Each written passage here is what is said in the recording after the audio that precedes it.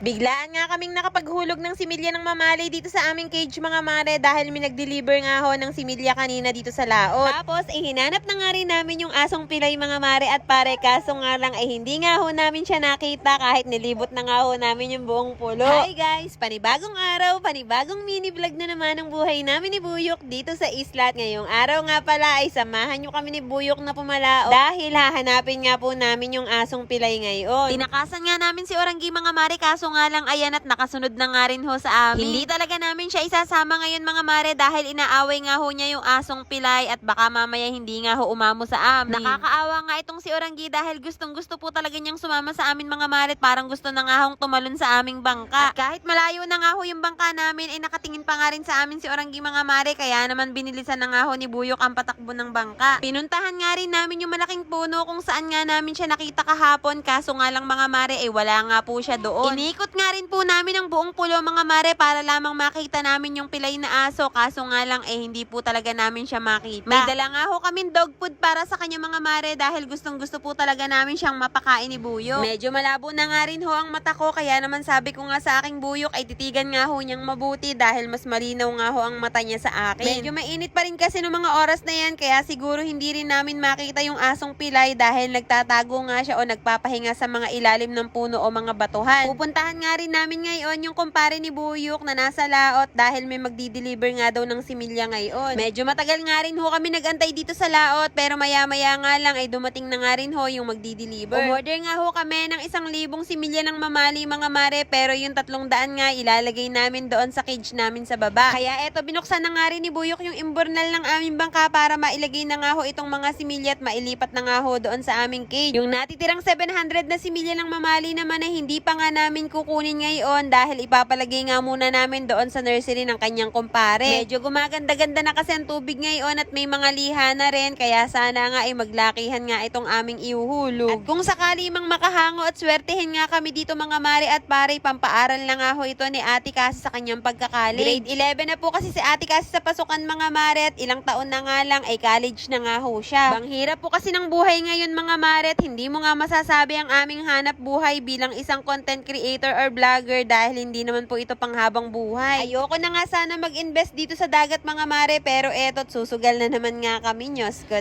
Ganda nga ho ng mga similya ng mamali na na-deliver ngayon mga mare at parang may nabasa nga ho ko nung nakaraan dito sa comment section na naghahanap nga ho ng mabibilhan ng similya ng mamali. I-PM nyo na nga lang ho itong aming FB page na Talim Islander mga mare para kami na nga lang ho ang bahalang kumontak doon sa aming inorderan. And from this to this.